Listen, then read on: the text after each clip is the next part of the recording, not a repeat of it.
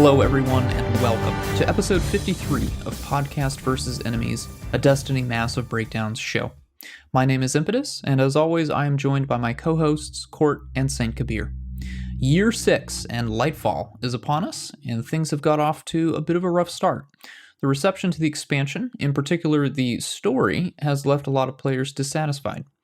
We want to assure you that while we will be giving our initial impressions of Lightfall in this episode, we will be saving most of our thoughts for the end of season recap. Instead, this episode will be dedicated to doing what Massive Breakdowns does best, providing tips and tricks to enhance your gameplay in the game. With that said, let's dive into the thank yous. Saint Kabr, who are we thanking today? We have got a few people to shout out before we jump in. First of all, I want to say thanks to Cody Cooksey. He left us a really nice 5-star review. Said it was a very informative show, and that even as somebody that is playing since day one of D1, that he has learned more from us over the past year than any other source, and that is what we love to hear. Just like Impetus said, that's pretty much what we're all about here.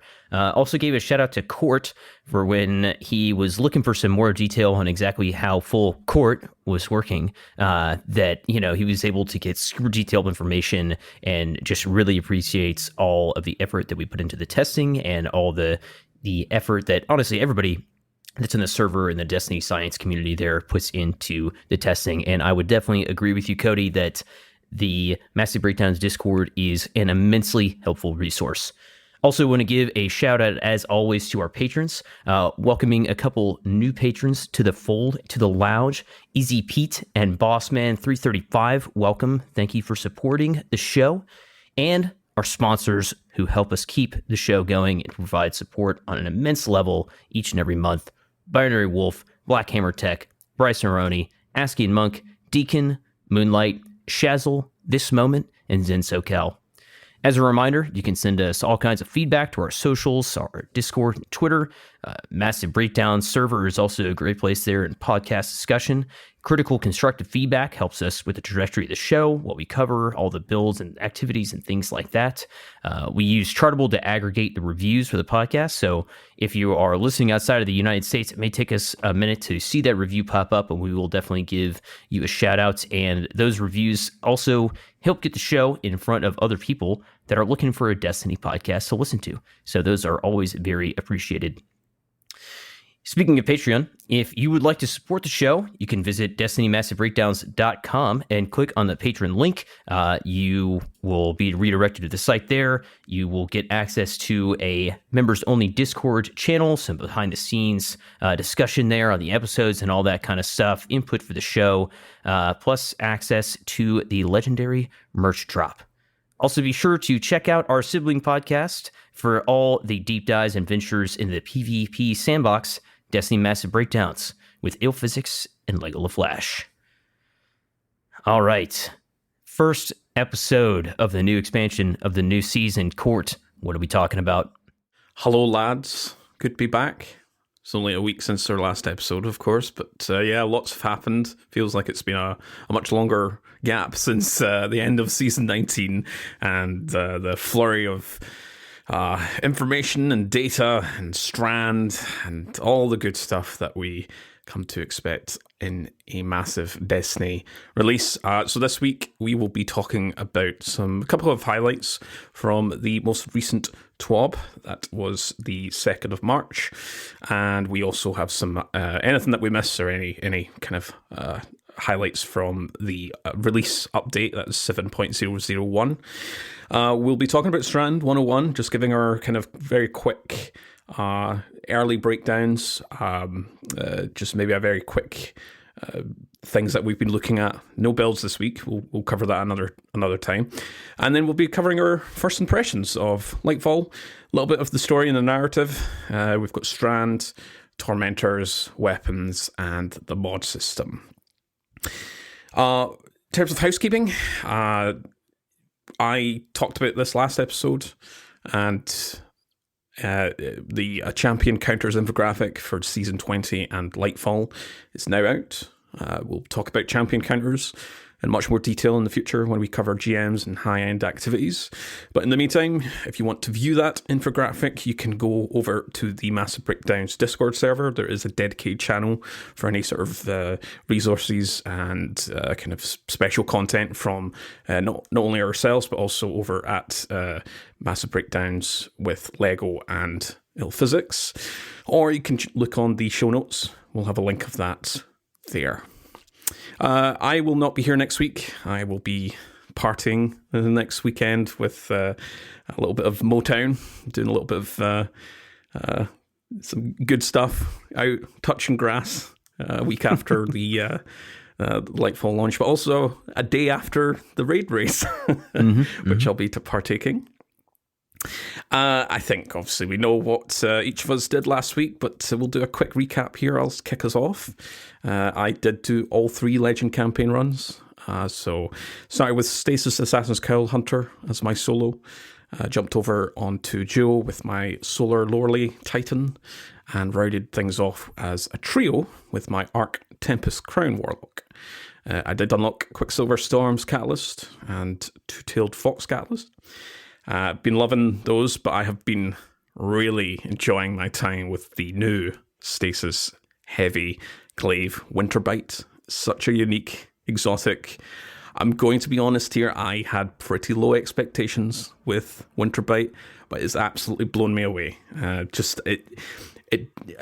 As we're recording, it has been it got turned disabled. off, right? Yeah, it's for specific activities, Gambit, raids, and dungeons, because it's doing way too much damage in terms of when you're stabbing it with the pointy end, especially if you pair that with Syntheseps and other melee exotics. But for me, the actual exotic part is when you shoot that ball of ice, and it is just this moving turret. The stasis turret almost just shoots down, and it's got some range as well. And the big kind of cherry on top of the cake in terms of this exotic, you can grapple onto that projectile.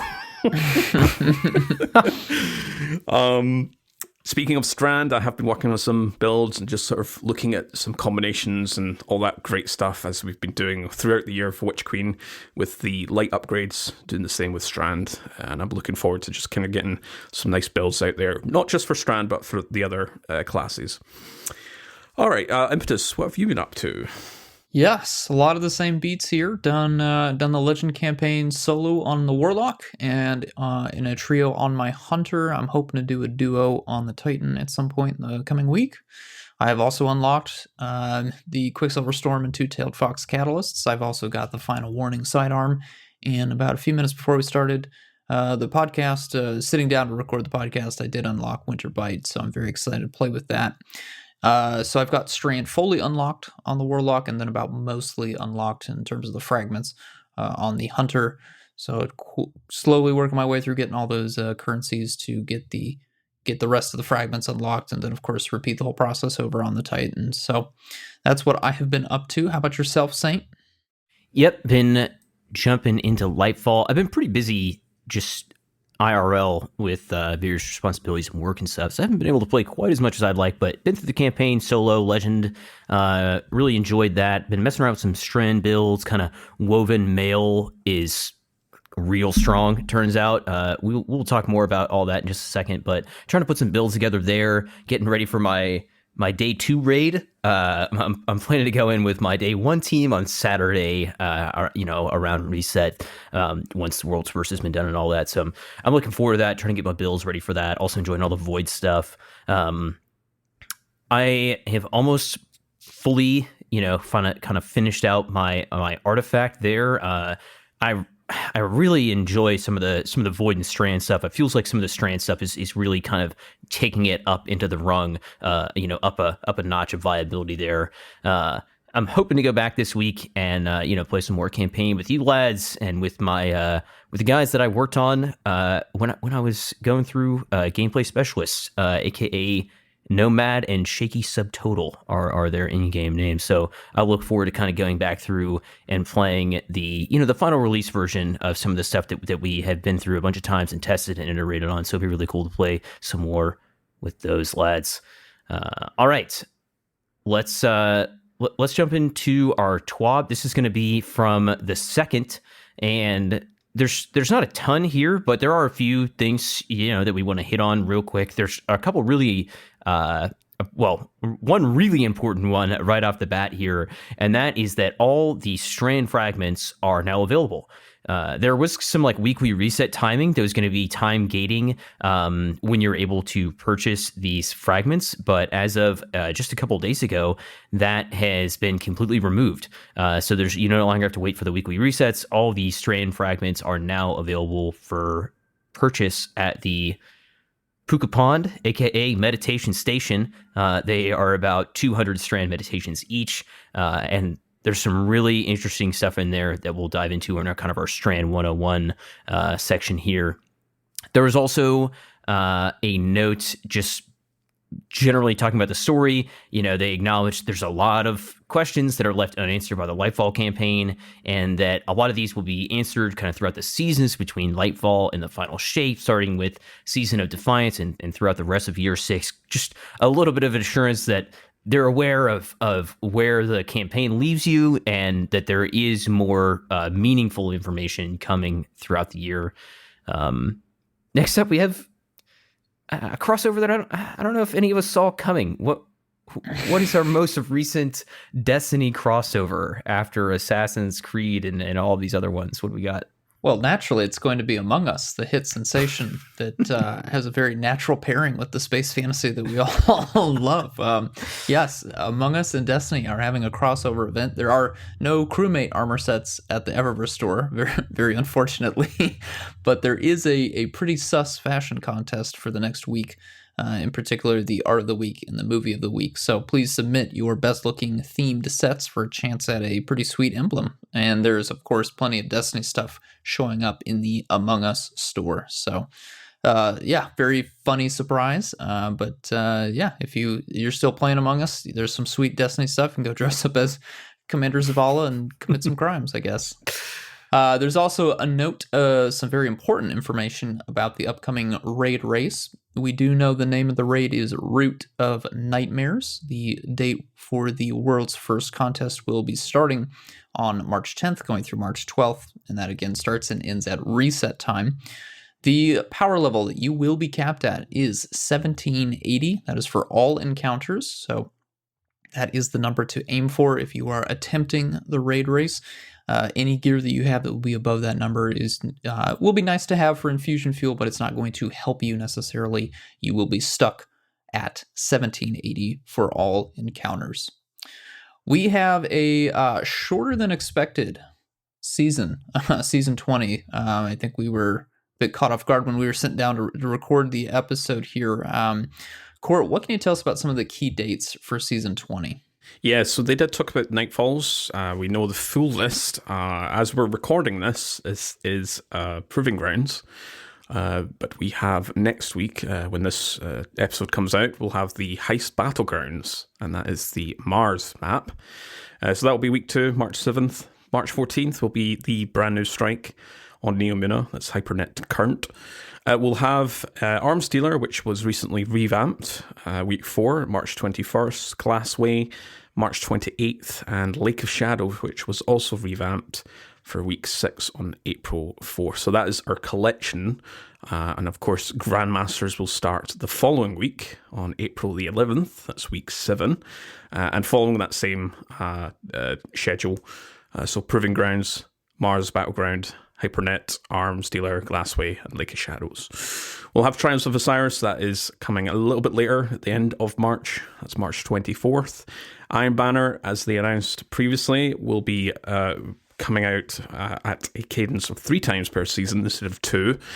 So week 3, March 14th, week 6, April 4th, and week 9, April 25th.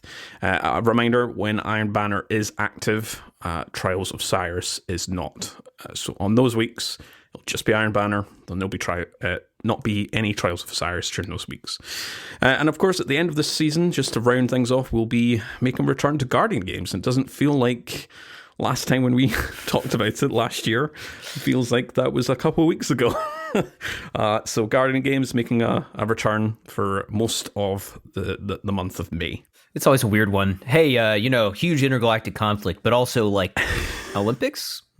What do you Gotta get those spirits up. Yeah. Heading over to the update that came with Lightfall, so that was 7.001. Just some highlights here. We've talked about majority of the things that came out with that update.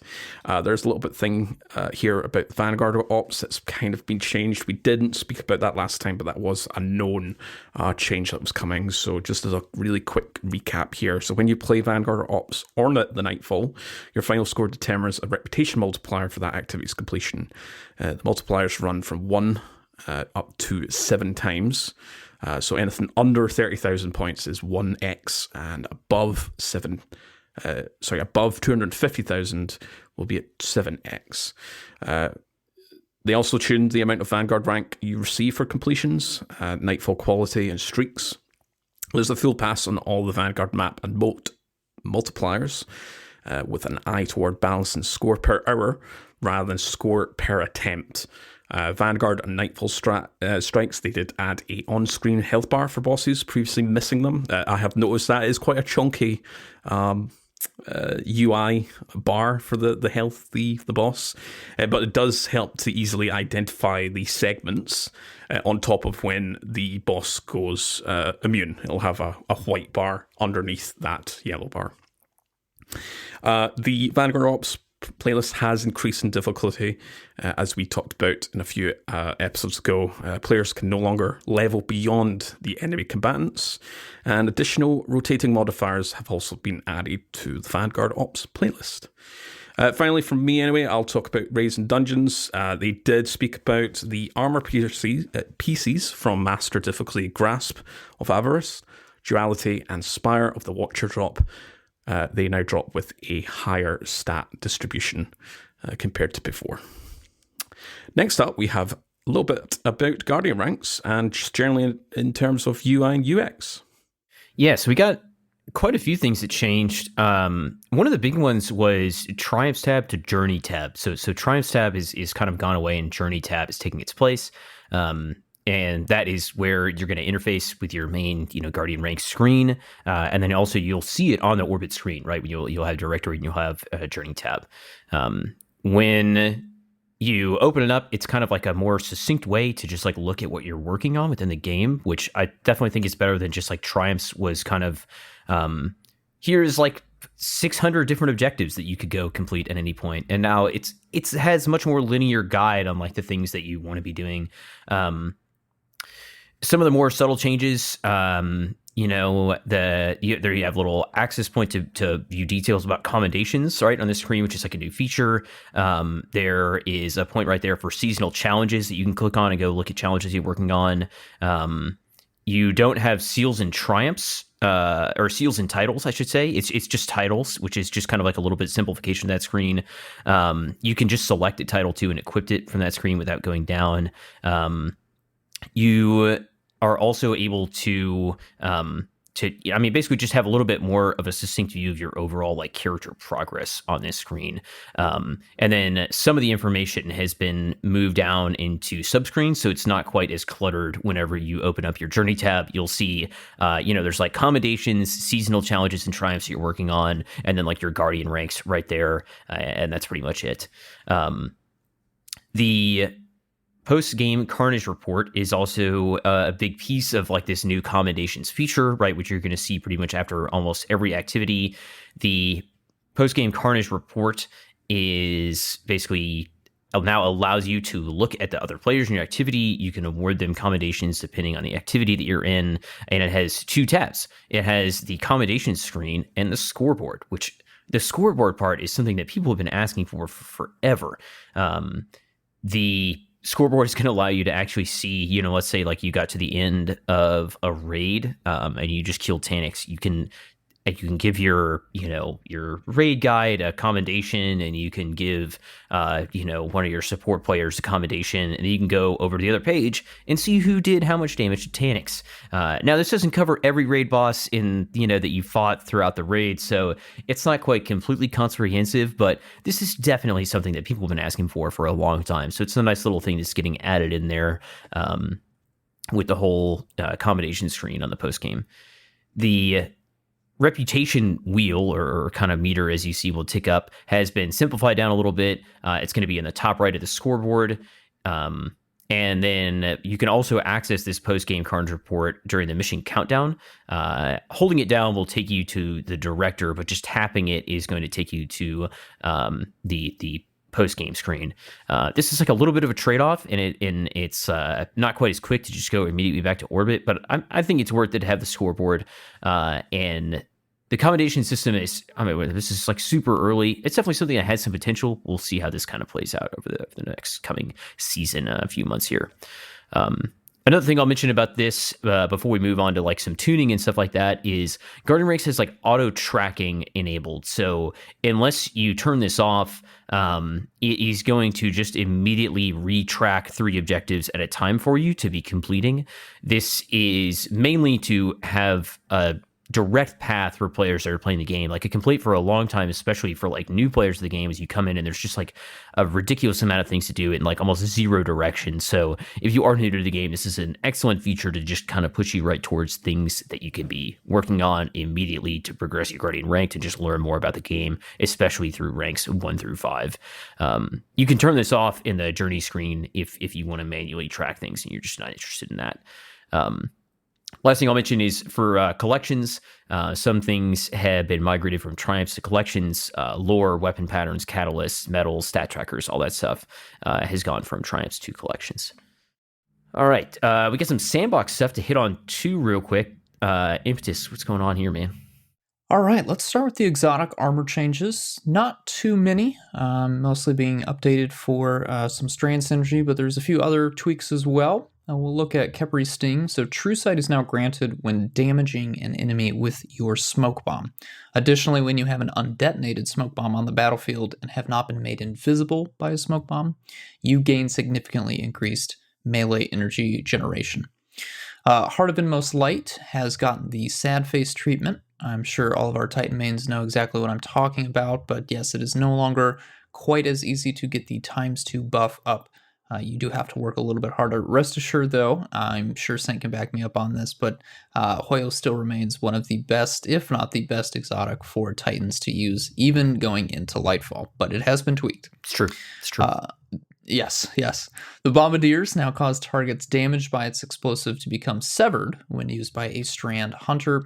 Although, just a little FYI here, Bombardiers isn't interacting with these subclass verbs other than Scorch, so has no synergy with champion counters, just to make you aware of that.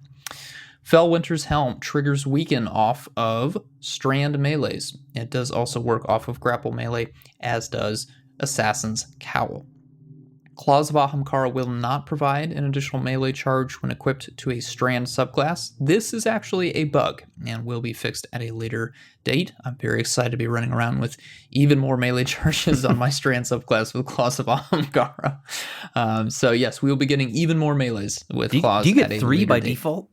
Mm-hmm. So I'm assuming 4. we're getting 4. Yeah. We're getting 4 melees with Claws of Cool. Ahamkara. Yeah. Just going crazy. We're now the melee class. Warlocks, get on Strand.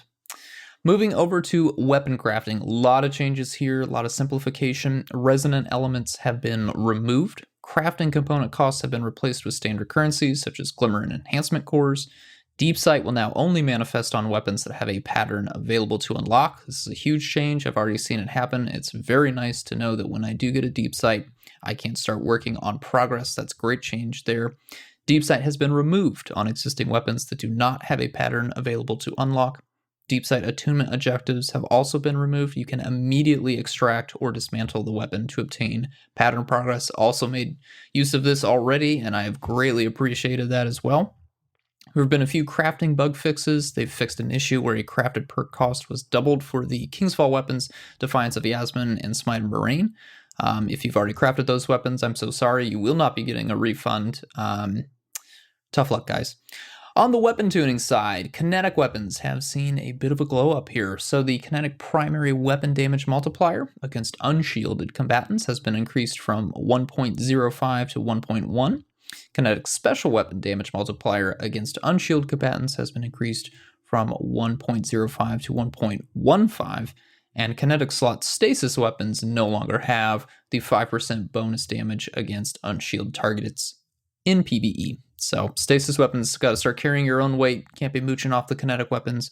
Kinetic weapons, we'll be taking a look. We'll be keeping an eye on them as the season progresses. See if there's some new changes. If we might be changing our minds about kinetic weapons, there's definitely a new perk for kinetic weapons as well that we'll be touching on when we get to weapon breakdowns later on in the season. But for now, we're going to be moving over to Strand 101. This is our new ability, the green stuff.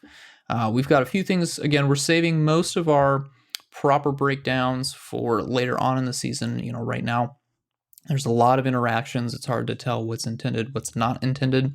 So what we're going to be covering are the 3 grenades and then the fragments, just kind of bringing things to your attention about how some of those descriptions actually work behind the scenes with the amounts, the percentages, the timers, all that stuff. And we'll be talking about the proper abilities a little bit later on in the season. So without further ado, let's get into it. We've got 3 grenades here, the shackle grenade, the threadling grenade, and the grapple grenade here. If you've played the Lightfall campaign, you're probably very familiar with the grapple grenade. That was what we got access to kind of in the very early stages here. Very much a movement tool, and I'll open this up to the other 2 hosts here to get your thoughts. I really do love using it to traverse around, and it's very, very strong when you combine it with a grapple melee combo into enemies. But yeah, for right, I mean, my initial impression is kind of puts the shackle and the threadling grenades to shame in terms of the fun factor. They obviously do have their utilities, but spending a lot of time on Neomuna, I'm definitely enjoying just looking for those green orbs in the sky and just zooming through the air. And of course, not to say that you can't grapple onto other things, as there are many, many, many, many projectiles and moving objects that you can make use of, as well as other guardians. So what do you guys think about the grapple grenade? I know we've been a lot of clips here. What are your guys' thoughts on these 3? What are your favorites? What are you keeping an eye on as we get into the harder activities, the end game activities for PvE specifically? Well, as Impetus has been experiencing with the few activity runs that we've been going through, I have certainly been grappling onto other people, and I've noticed some clips about rocket launchers, which are projectiles. You can also grapple onto them. I think as long as it's below a certain velocity, it breaks if it goes way too fast. But yeah, there's some very unique interactions with the grapple, and with me being the hunter of the podcast here, I'm certainly been using a lot of it. Impetus, you mentioned there about Fellwinter's Helm and Assassin's Cowl having a nice synergy with the grapple in terms of the grapple grenade. The grapple melee. So if you grapple, the momentum that you have moving forward in the air, you can do a swift sort of movement, a forward movement melee, and that does count as a powered melee as well. And you get the various effects with that, including some mods there that also spawn a bunch of Orbs of Power, which we'll talk about at some point. But yeah, no, grapple, melee, I've been loving that. Assassin's Cowl, just getting that health back, I talked about this a few episodes ago, the whole kind of hit and run mantra with the hunters. Dive in with your ensnaring slam and suspend a bunch of the combatants, or you can do the whole grapple into melee, get that Assassin's Cowl trigger, and you bounce out with your grapple hook. In terms of the other grenades, I have noticed some really good synergy. I think grapple obviously takes the big kind of crown in terms of Strand, my opinion anyway, but shackle and threadling are certainly not useless. And to be honest, I think all these grenades, much like what they did with Stasis, they are curated towards each of the subclasses. So obviously, Grapple is Hunter, Shackle is for Titans, and Threadlings are for Warlocks. And I've got no problem with that. It's the same with Cold Snaps, where for Warlocks, Dust Fields were for Hunters, and Glacier for Titans. It's the same kind of gimmick here. But it works really well, and I've been really loving the synergy for all three of those grenades. Yeah, I think Saint, you got... Yeah, go ahead. Grapple Melee is so nice, and being able to generate a tangle and then not even use my grapple charge because I threw the tangle and I'm like riding the wave right into a group of enemies. The tangle lands, I get an overshield, and then I just smack them with, a Synthos overcharged melee. It's just an obscenely satisfying combat loop.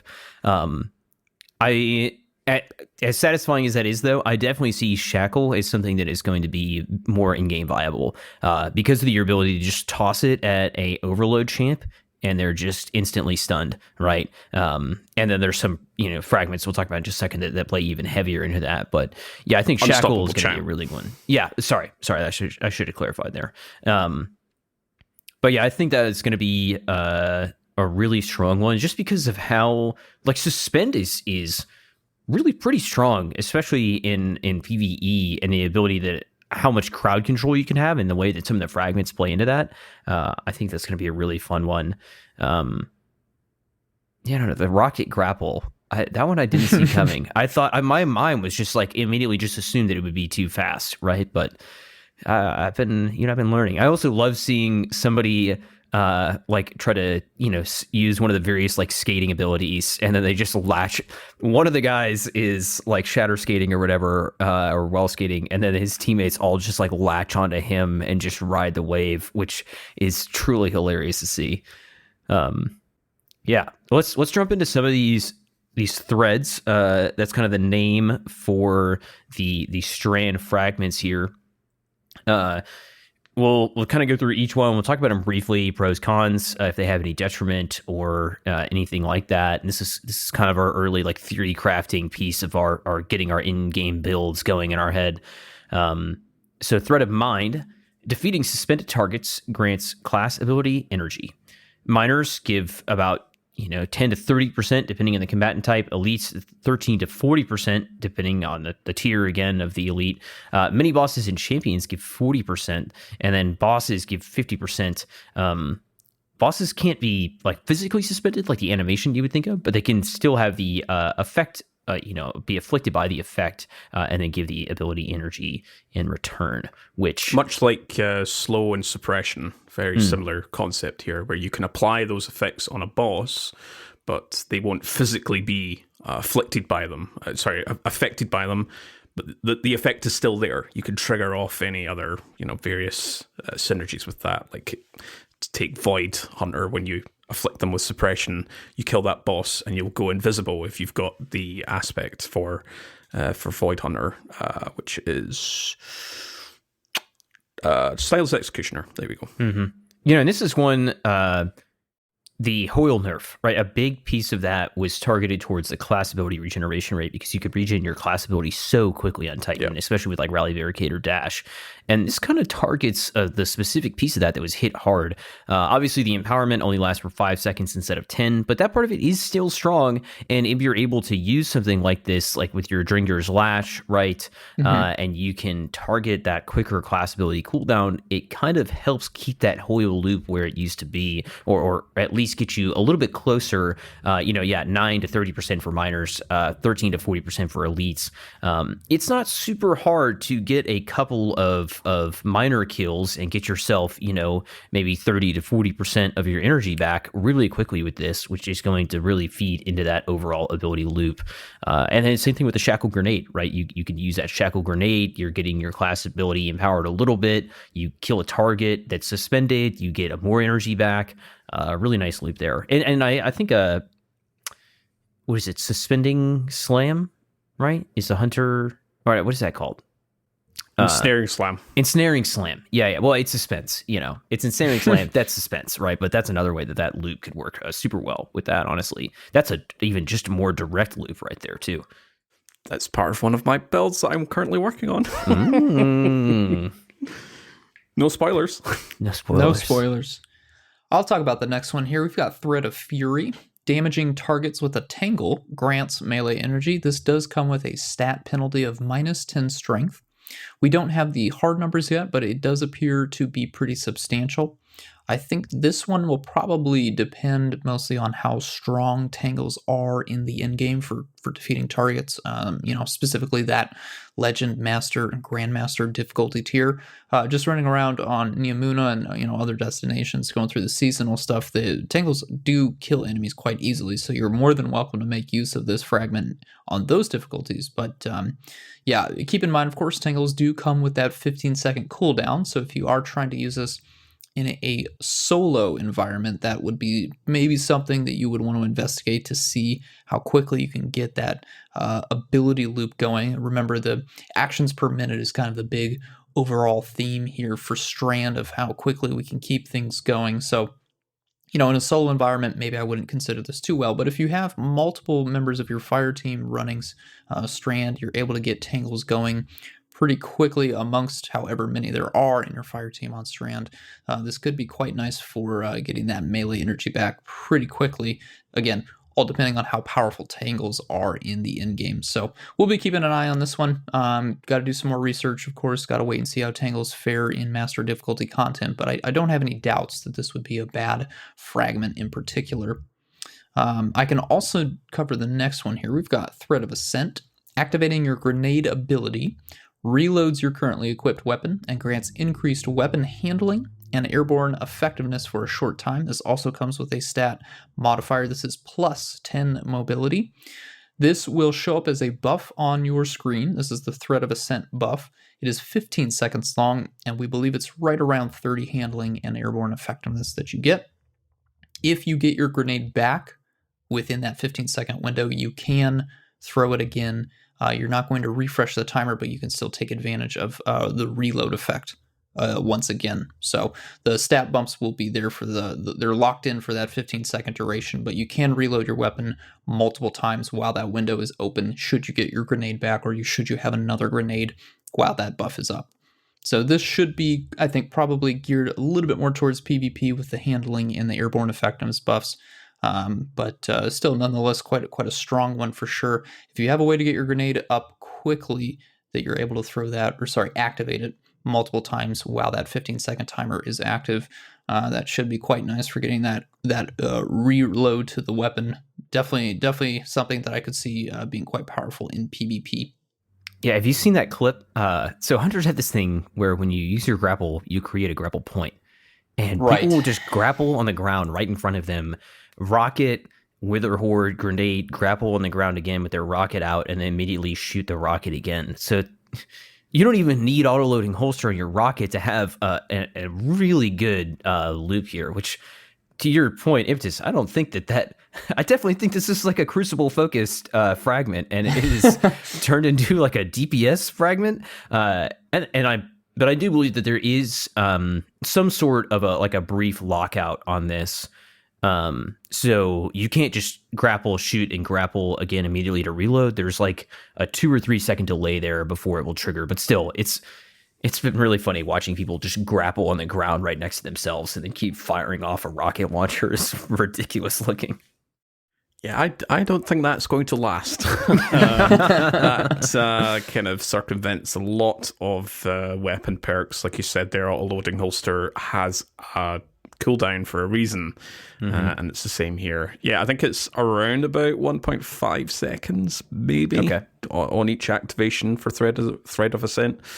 But that's I've seen some of the clips, and it does look pretty goofy. But I mean, we hunters are tenacious.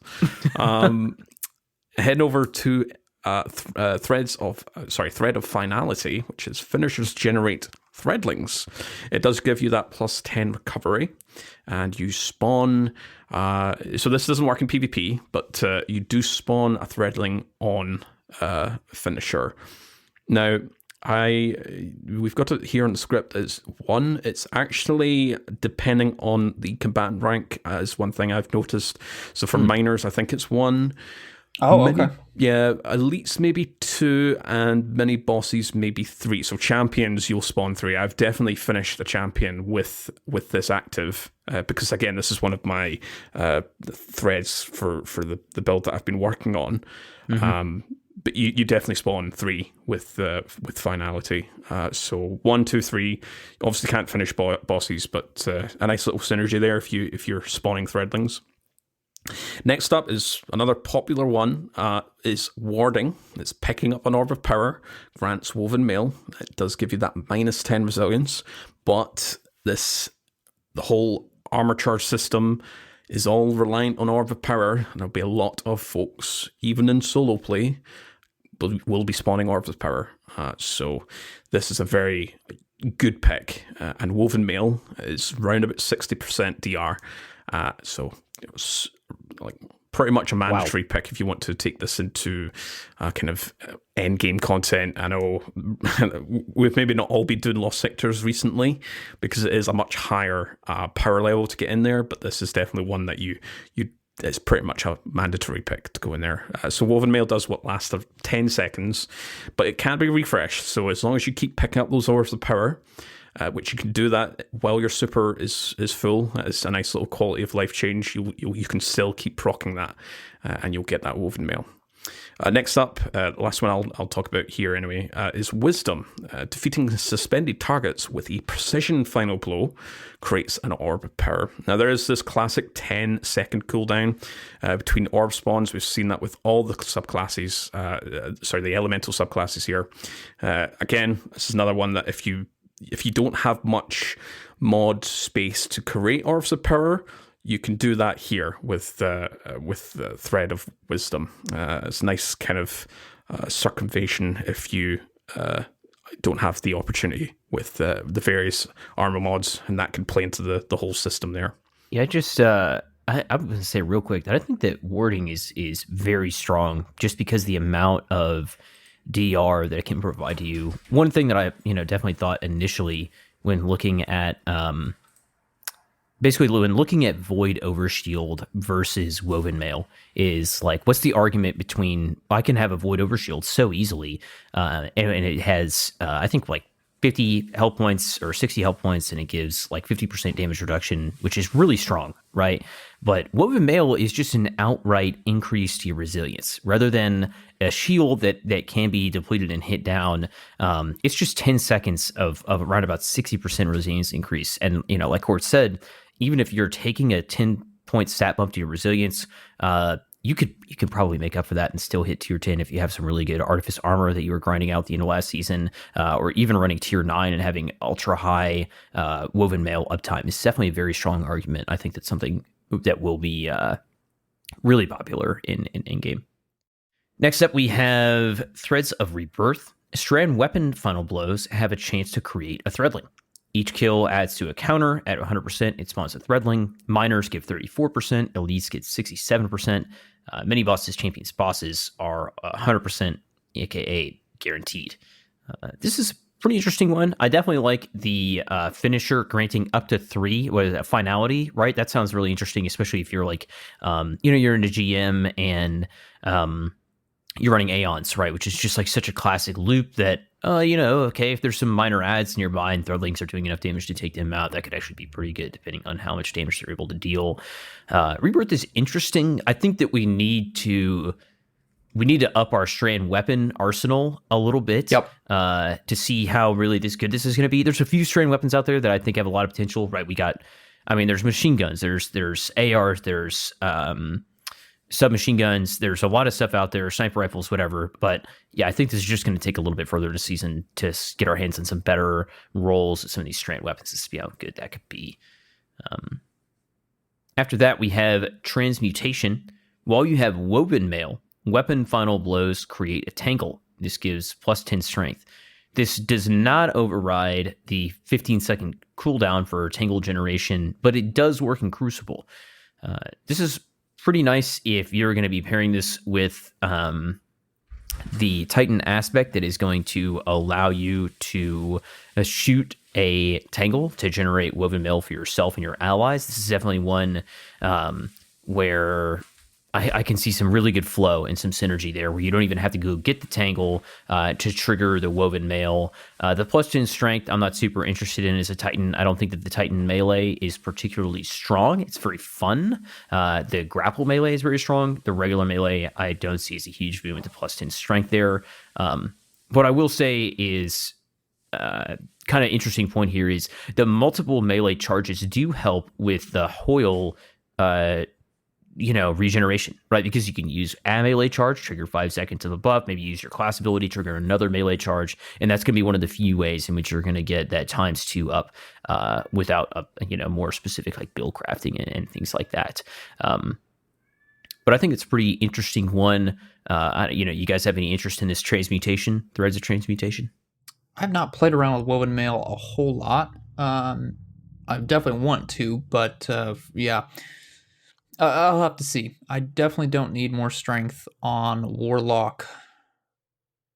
Yeah, I don't know. I'll have to see. The jury's still out in my corner, at least. How about you, Court? Yeah, I mean, I think strength is a lot more. It's got more utility for hunters, although we obviously have the dodge that resets or melee charge. So sometimes, for me anyway, when it comes to strength, that's normally my dump stat, just because it can be easily circumvented. But yeah, this is an interesting one because you can get tangles pretty easily outside of using this particular fragment, because the big overarching vibe with Strand is that you do like apply a particular debuff or buff onto a target, and then they unravel into a strand. Obviously, we'll do a big breakdown on Strand in a future episode, just to go through the whole synergies. But in my experience, I don't think I would really require this. If this overwrote the cooldown for tangles, like you could spawn a lot more often, not always, but a lot more often. Then I think this would have a little bit more utility. We shall see. All right, I'll cover the next few here. We've got Thread of Propagation. Powered melee final blows grant your strand weapons unraveling rounds. This is definitely one to keep an eye on because unraveling rounds do have that champion counter. They are going to be an anti-barrier buff, I should say. This buff in particular is 8 seconds long here. Powered melees. So from my own time of playing here, I'll say this. The Warlock melee seems to be quite strong.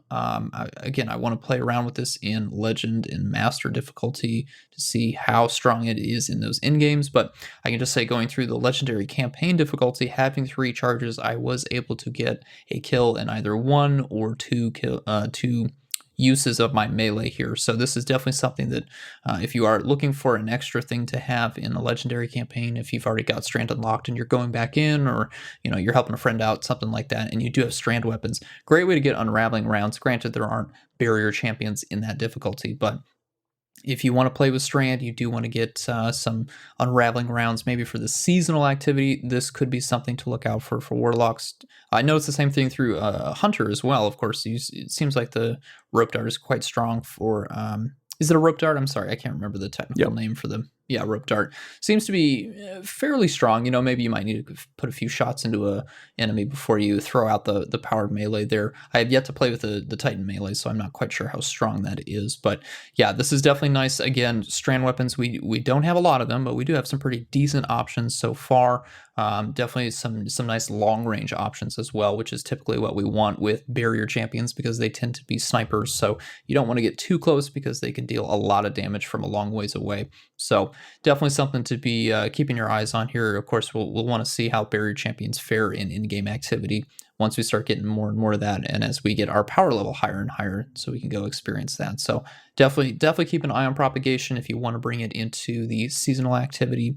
more than welcome to do so. That's where I'm going to be kind of experimenting with it right now based on my current power level. All right, next one is going to be Thread of Evolution.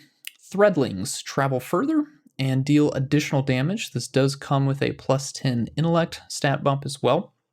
This is a 33% damage buff to Threadlings, and the Threadling movement is about 30% faster and also 30% increased distance. Again, Warlocks, Threadlings are kind of our thing, right? We've got a lot of our kit that deals around with this. So if you're going to be speccing into that, and again, I highly encourage you, I'm going to be making my first Warlock Strand build around Threadlings. Definitely put Evolution on. I mean, this is a no-brainer. Yeah, let's get as many Threadlings going as far as they can, of course. And remember, Threadlings do return to us, so that extra movement, that extra distance, I should say, is going to be very helpful as they return to us to make sure that we don't lose any of our precious little babies as they return from not finding a target. So definitely put this on for Warlocks. Again, for the other two classes, if you want to make a Threadling build, I still think this is absolutely essential. Again, extra movement is really helpful for seeking out targets. I had said last season I was a little bit concerned, wasn't quite sure how Threadling movement was going to work, how tracking was going to work for them. They are very aggressive and they're quite fast at base speed. So definitely take advantage of what we've got so far and take it to the next level, because I think these are going to be a lot of fun in the end game for hunting down enemies, and then also just staying on you and having those as you move from space to space. Last one I'll cover here will be Thread of Isolation. Rapid precision hits emits a severing burst from the target. So precision hits adds to a counter. At 100%, it emits the burst of severing. This will vary by weapon type. That's what we know so far. It looks to be about around 5% for SMGs, 10% for pulses, 20% for hand cannons. I'm saying roundabout here because we are still doing ongoing testing here. This is one of the ones where we want to try and get a few more specific numbers here. As a reminder, the severing part here decreases an enemy's outgoing damage. That is what the sever verb does here for Strand. So that is Thread of Isolation. Looks like it will be quite nice. Again, it's a debuff, so we're using this a fragment to apply a debuff by landing rapid precision hits. Debuffs are, of course, quite strong across the board here, very useful in in-game PvE, so again, we're going to be keeping an eye on this one as we do more testing here. We've got 3 more to go here. Saint, what can you tell us about binding? Our Threads of Binding, super final blows emit a suspending burst from the target. That's plus 10 resilience. Supers don't have, generally it's just not something that's going to have really high uptime. It's kind of like final blows from your solar supers will ignite targets. It can be really nice if you want to really build heavily into ignitions in your build anyways.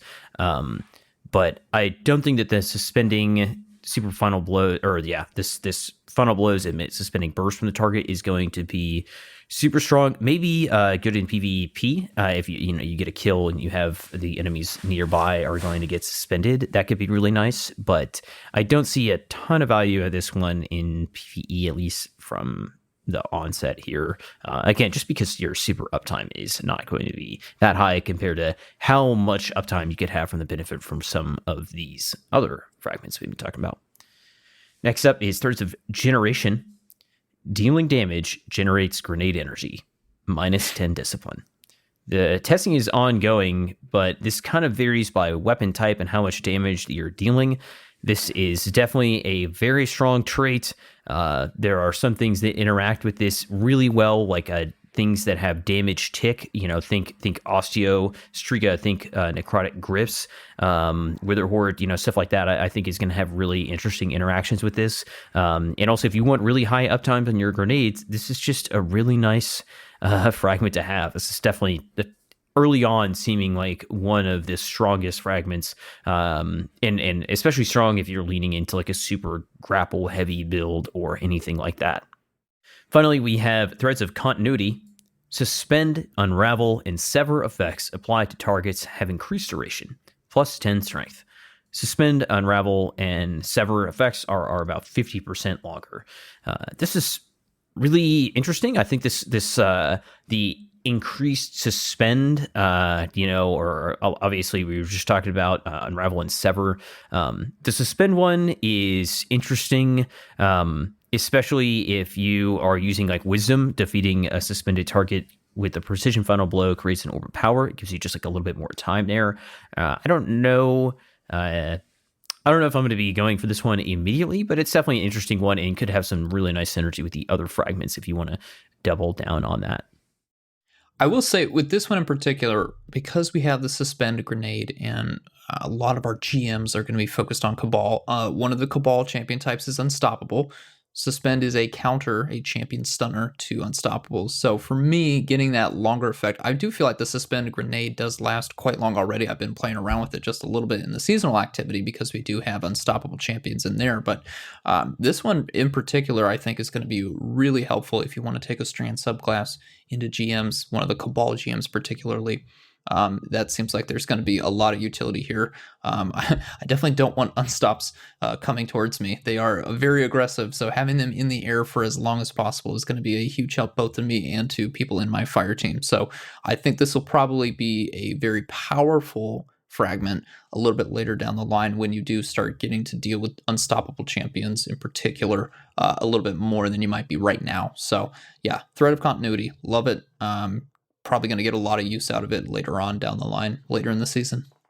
Yeah, I mean, we do have quite a lot of options for Suspend. Just sort of referring to my champion counter infographic here, but we have Ensnaring Slam, Blade Fury's Heavy Attack, Drenger's Lash, Mindspun Invocation with the Shackle Grenade, with that whole kind of consuming the grenade, killing enemies causes that suspend. So you could do suspend a bunch of enemies that are up for X amount of time. We're not sure how long exactly, but you can do a big room worth of suspension with a lot of ads.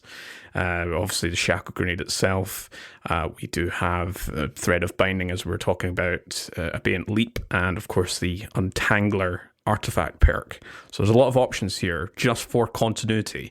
And of course, it does do some increases the effects for Unravel and Sever and anything else in the future. Also, I think we are expecting more aspects and fragments coming out, along with more Strand exotics, whether that's weapons or armor, but that will also affect that.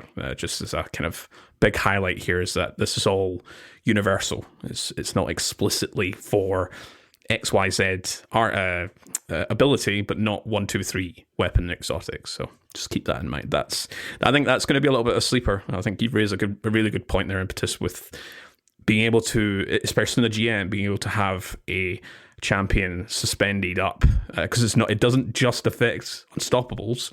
Yeah. You can suspend a barrier and an overload. It doesn't stun them, but it does keep them in place. I'm just imagining like a barrier hobgoblin that's like floating up there in a bubble and everybody's trying to shoot at it. I'm excited for that. Same with Tormentors and Lucent Hive as well, providing they're the mini-boss variants. But it's a really good one there. All right, well, that's our big kind of list of threads of X. Some nice fragments there. Really cool to see. Of course, as we've been mentioning, we'll talk about our kind of big overarching breakdown for the Strand subclass in a future episode. We'll talk about all the synergies, we'll talk about exotic weapons and armor, and all the buffs and debuffs. But we're going to head over onto the legendary Lightfall campaign, just sort of an overview and what to expect, just some kind of hints and tips, kind of highlights and kind of high-level stuff, what to expect, etc., and just some recommended weapons and maybe just some really quick builds if we've got any that we can just throw out. So I'll kick us off here. You're going to be up against all 4 shields. There's no stasis shields yet anyway. But yeah, you'll see Arc, Solar, and Void, as well as Strand shields. There's no match game anymore, but they have normalized the breaking of shields. It's not as easy as before, but it's definitely not as hard as match games. So just take that into consideration. You do get a bonus if you are matching that shield, and you can stun or kind of do an explosive effect, so to speak, if you match those elemental shields. We do have the activity modifiers. We've got Legend, which is heavily shielded and more aggressive combatants appear in greater number. Chaff, which is radar disabled. Galvanize, which is combatants have more health and are harder to stun. Multiplicity, which is greater fireteam size, scales combatant difficulty, and limits revives. And we have Metal, which is you are locked at a -15 power differential. So noteworthy and special enemies, we've been talking about Tormentors. We'll talk a little bit more very shortly, but going to expect to see some of them. Some of them are mini boss variants, but some are your boss variants, which you can't freeze, you can't suspend, you can't suppress them, and we'll talk a little bit of them later, but I don't want to necessarily give off too much because they are a very unique combatant. They are a lot of fun to go up against, whether it's solo or as a team. Specifically, we'll talk about Callus in this particular episode, just because that is the final boss here. Kind of it's being compared to the rest of the campaign, it's been pretty. I certainly had to go through a few runs for Callus in my solo run. Not because Callus himself is tough, but because I kept messing up with my grapple. I was grappling off that play space quite a lot. We also have Threshers. You'll see a lot of them, and they, especially in the patrol zone, they're the real in-game boss. They take no prisoners, not a single one. Okay, they are. Yeah. The less said about them, the better. I think for tips against Threshers, they are affected by Hacky Breach armaments. So if you do have those particular perks available, I know everyone wants to play with the new stuff. So at least I haven't seen any of a lot of the new stuff that hasn't been rolling with those particular origin traits. But if you are struggling there, rocket launchers, anything that really kind of you can burst them down because they can be really tough, and maybe hopefully they can look at that in the future, just kind of reduce their power scaling because they are something else. Recommended weapons, I'll kick us off, at least for the primaries. We have for exotics, we've got Osteostriga. That is the El Clasico for any legendary or any type of content. Osteo, it just sits there, does its work, gets on with it, doesn't complain. You don't complain. It just does a really great job at any type of content against any type of ads. It's a really great one. If you don't have Witch Queen, which is where you do get Osteostriga, you do have some other options though. Le Monarch is a really great one for crowd control at longer ranges, especially when you do have volatile flow. If you've got Fight in Line, which has been doing a lot of great work, but I think it is currently bugged. At least maybe against too miners. great. Yeah, it's basically one shot in a lot of content. Again, at least specifically for miners and elites, is what I've seen. I don't think it applies to many bosses and bosses, but Fight in Line if you're a good grenade launcher shot. Quicksilver Storm, which obviously is this year's exotic. It unfortunately is bugged. That has the inverse of what Fight in Line has, and it has a minus 40%. It doesn't have the 40% damage increase to miners. But the catalyst is great, and it is a nice synergy with your strand builds. Again, we'll talk about Quicksilver Storm much later. I know I've been using it a lot, so we'll save that for a future episode. Lastly, we have legendaries for the primaries. We've got Funnelweb. That's another classic one. iCloss SMG. All three of us, we've been using that very recently, as well as Callus Mini Tool, Shearer's Wrath, Forgiving. SMGs are in a really hot meta right now. Really great spot. So SMGs are your friends here. All right. Impetus, what can you say about some recommended specials? Yeah, you've got a lot of different options here for specials: close range, mid range, long range, exotics, legendaries. We'll just hit some high notes for you guys here. We'll start here at the kinetic slot. You've got some, kinetic slot does have some absolute bangers when it comes to specials. We've got Wither Horde, you've got Augur Scepter, Izanagi's Burden if you want to rock a machine gun down in your heavy slot and you still need some high damage output. really can't go wrong here. Arbalest, you've got those 4 shields. I personally didn't feel like breaking them was that difficult of an option, but if you don't want to even deal with shields at all, if that's not even a concern that you want to have, Arbalest is going to be fantastic. Pop those shields immediately. You also get some pretty decent precision damage to boot. Very strong option there. Really can't go wrong. Continuing down to the energy slot, trace rifles, they're quite hot. Don't sleep on the exotic variants. Wave Splitter was great. Court was running that when we did our trio last night through the legendary campaign, making a bunch of orbs, giving us a lot of great armor charges and other effects as well. That can be very nice if you want to run in a fire team, play a bit of a support. But you were also, what else were you doing? You were doing Ruinous Effigy. Did I see that as well, or was that in a different activity that you were running that? That's also another great option there. Legendary side, again, really you want to decide on what range you want to engage with. If you want to stick with middle range, grenade launchers are going to be phenomenal. Fusion rifles are going to be great as well. We were talking about Riptide going into this expansion. I mean, it's such a strong weapon with chill clip, and remember, you can affect certain tormentors with freezing and slowing, so that's another great option there. But also all the other enemies that like to charge you, war beasts, the gladiators, you're going to be dealing with a lot of those. Riptide's going to shut them down immediately, as will Deliverance, the raid fusion rifle that's got chill clip as well. Great option there. Waveframe grenade launchers, breach loaded grenade launchers. I mean, pick your poison there. Explosive personality is going to be really strong if you want to tie into solar synergy. You've got Forbearance, Wilder Flight, Deafening Whisper. I was using Deafening Whisper in a prior run, loving that as well. Again, I was on a Void subclass, so I was really tying into some of the Void artifact mods, as well as just the new synergies that we've got with the new fragments, getting a bunch of effects going off there. Same thing with Wilder Flight too. You really cannot go wrong in the special slot. I mean, it's really hard here. If you want to be a bit more aggressive, the shotguns are also available. I know Saint was running Fortissimo. You've got Heritage, first and last out. Those hit hard. So if you want to get in closer, you do have some enemies that are getting close to you. Bam, hit them with that slug shotgun, take them out immediately. That can be a very nice option as well. Again, kind of hard to go wrong here. You just want to make sure that you have a strong roll. I think sniper rifles are maybe the one group that I don't really feel like I need. We've got Scion snipers in the legendary campaign, but for a lot of these spaces, while they can be large and wide open, you have the option to get closer. And I know some of you, maybe if this is the first time going into the legendary campaign, you might want to sit at the back of the room, blink away at enemies.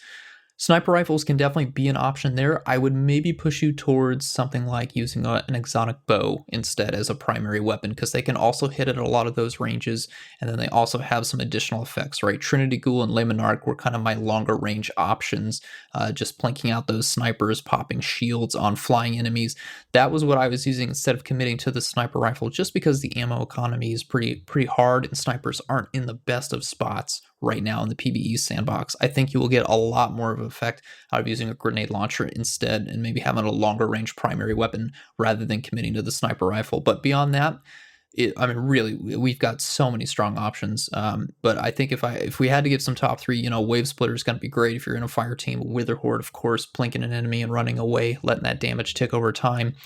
Aegir Scepter, of course, for being phenomenal if you want to run on a stasis subclass, and then really any of the grenade launchers, you can't go wrong here. Saint, what can we talk about heavies? Got some great options there too, don't we? Yeah, I actually have a really nice sniper rifle I've been using with reconstruction or repulsor brace called Commemoration, and that thing is just great for taking out those long range targets. Honestly, there's a good amount here that is going to be viable.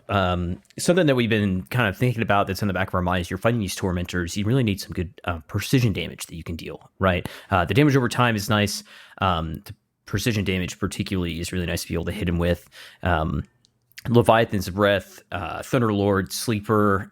Sleeper didn't get hit by the linear nerf, which is actually a pretty big buff to it.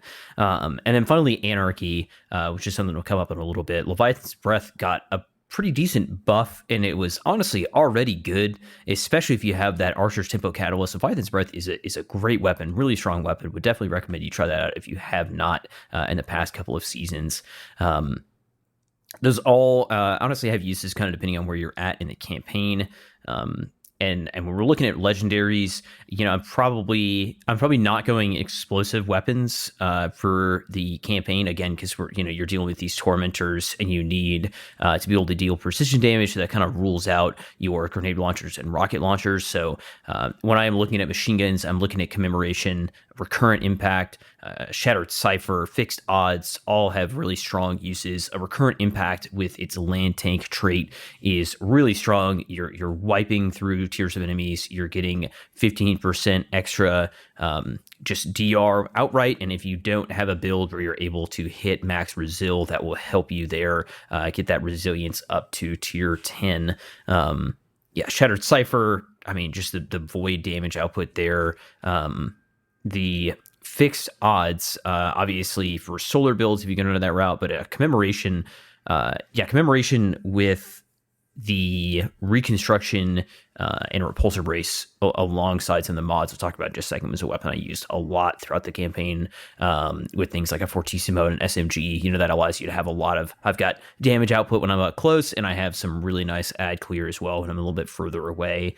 And then for our LFRs, we have, you got Cataclysmic, Threaded Needle, Taipan, FR4, Sales by Pitch Class, depending on the builds you're going for there.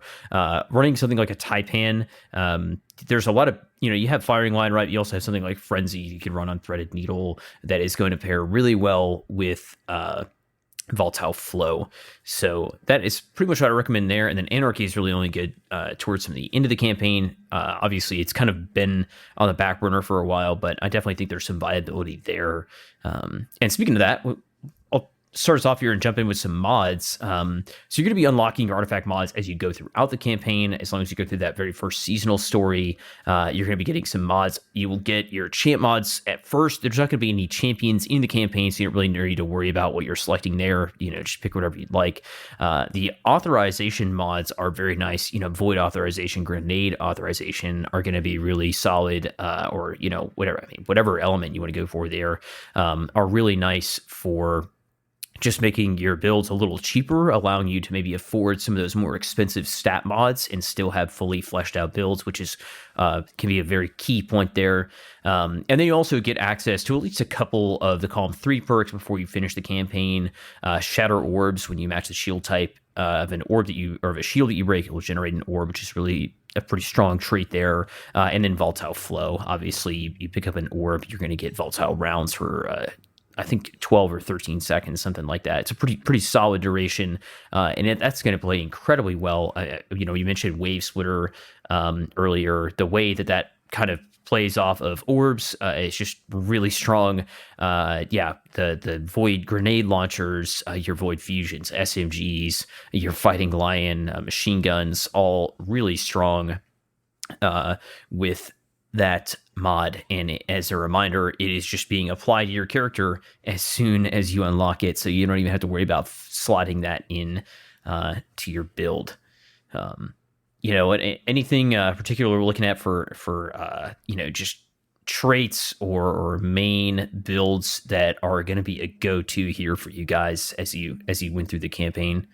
Frenzy is definitely going to proc a lot here. I was noticing, sometimes I might get overwhelmed and I need to run to cover, and I can't remember what all different types of Cabal do this, but I know the Colossus for sure will send out the arc blinding missiles, and I'd get hit with that effect and deal just a little bit of damage, and that would help keep Frenzy procced, or it would help proc Frenzy in my back pocket while I'm taking cover. So again, we're huge fans of Frenzy, so that's no surprise, of course, of us saying that. But yeah, definitely a Frenzy weapon can be nice if you do find yourself needing to hide behind cover or wait for your health to come back. You still got that perk going in the back pocket. It might even activate in the back pocket. I definitely do want to talk about, enemies do come quite close to you, right? Again, I mentioned the war beasts, gladiators as well can be quite close to you. So, something to be aware of. I didn't personally use this, but I definitely was noticing it when I had my Callus SMG out, because I had Threat Detector on, and I was proccing Threat Detector quite consistently. But if you have weapons with, say, Threat Detector and Surrounded, or just the Surrounded perk, I definitely think you will proc that multiple times, even if you're not trying to, because some enemies can get quite close, and Surrounded is a very strong perk, especially if you have it on a crafted weapon. So if you have access to enhanced around it, particularly on, say, something like a sword or a glaive, you would do well to make good use of that in the legendary campaign. You'll have plenty of options there. Glaives, of course, will also have the shield, so you can use that to deal with projectile damage that might be incoming as well. So I do want to put that on your radar. Beyond that, I mean, it's really just the standard ones that we always know and love. Court, do you have any specific recommendations? Really just elemental perks, which is probably what you're referring there. Yeah, Volt Shot, Incandescent. There will be a lot of times where you'll be swarmed by ads, which is a good thing, as we've been talking about many times on this podcast. But yeah, anything that interacts with your subclass, and you can really heavily build into that. And that is something that I did with my Stasis build and Arc build. Those particular traits are great. Yeah, Frenzy, One for All, and Stats for All. You will be hitting a lot of ads, and you'll get those passive effects all the time. In terms of for those perks, yeah, like there are a lot of choices out there, and we've talked about many of them on this particular podcast. In terms of pain points, it's sort of good to know. I think it's always good to talk about survivability is your best friend when it comes to legend mode. I think it's specifically for the end boss with Callus. There will be times where you'll get a bunch of ads thrown at you, but you'll also get the boss kind of throwing at you, and tormentors will show up. So you'll always want to look at things like Devour, Restoration, Invisibility, Void Overshield, or Woven Mail. Of course, you won't get access to Woven Mail explicitly. You don't have direct access to Woven Mail when you're playing around with Strand at that time, because you don't have the full suite of Strand on your first playthrough anyway. Assassin's Cowl, I've been talking about before, and Karnstein Armlets. Anything that gives you that sort of passive healing always helps out anywhere, but especially this boss fight, because you want to keep that health up. And it is a long fight when it comes to Callus. I think also, they have tweaked with the difficulty scaling. I noticed this in Lightfall, and I very recently did Witch Queen Legendary Campaign on my Titan, and there is a little bit of a difference. Solo playthrough isn't as daunting as you may think. I certainly didn't have much of a problem with Witch Queen, and same with Lightfall. It was the boss fight, the final boss fight, which I had to really kind of put the try-hard pants on and really focus up. But in saying that, Trio is a large difficulty scale, but it also isn't impossible. And to be honest, it may be more forgiving overall when you have friends to play with. I know when Impetus and I were playing the Trio with Phaeton, it was a lot of fun, but there were times where we had to focus up and we had to really get in that dungeon kind of DPS or raid encounter mode where we do kind of, right, okay, we need to focus because we're messing up here. We're wasting countless revives. You only get 3, and if one person dies twice, that's just kind of throws a spanner in the works, and it becomes a bit of a problem. So, yeah. Shall we talk about just really quick early builds of stuff? In terms of the Legend campaign, what we were kind of using. I will kick us off. Just a really quick recap. I've talked about this build before. It's the Stasis control build, the battlefield control, where it's on my dim here. So we have Frozen Battlefield. So Impetus, you were talking about Agar Scepter. Yep, that was one thing I was using in the Legendary campaign. Pairing that with Silence and Squall, Dustfield Grenade, Grim Harvest, Touch of Winter, really great synergies there just to get your melee back and play into that whole gimmick with Whisper of Rhyme, which gives you a stasis overshield. Whisper of Conduction, which brings all any stasis shards close by to me I can pick up without having to go into really danger territory. We've got Whisper of Chains, which is when you're near frozen targets or friendly stasis crystal, you get reduced damage there. You've got Whisper of Hedrons, which is the plus 60. That's 60 stat for mobility, recovery, and resilience. And Whisper of Shards, which gives you that shattering of stasis crystal, temporarily boosts your grenade recharge. So yeah, I've talked about this before. I was pairing this with Assassin's Cowl rather than Renewal Grasps. You could go down that route if you want to, but I think Assassin's Cowl is... when I was using it with Strand, which is, again, something I'll talk about in a much future, a near future episode when we talk about Strand builds, that playing into Strand into a grapple melee to get that health bonus and that invisibility just became... I mean, I wouldn't say it trivialized the content, certainly not in the last mission with the final boss fight with Callus, but that was just a great build, great synergy, and I'm glad that that type of content is available, because it does kind of really flex those type of builds that we've been talking about in all these episodes of Podcast versus Enemies. Impetus, you got a kind of recommended Warlock build there? I think if you're going in solo, I went in on Void. That's definitely my recommendation.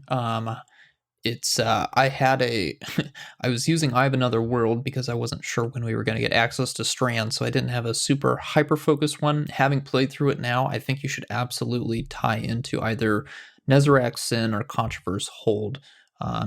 You don't get Strand as often, and you don't have to play with it, although in certain spaces, although you certainly can if you want to for the final boss fight. But yeah, spec all the way into Void. That's by far the strongest in-game solo kit that we have. Some people will say that you should also consider Solar Warlock as well for solo play.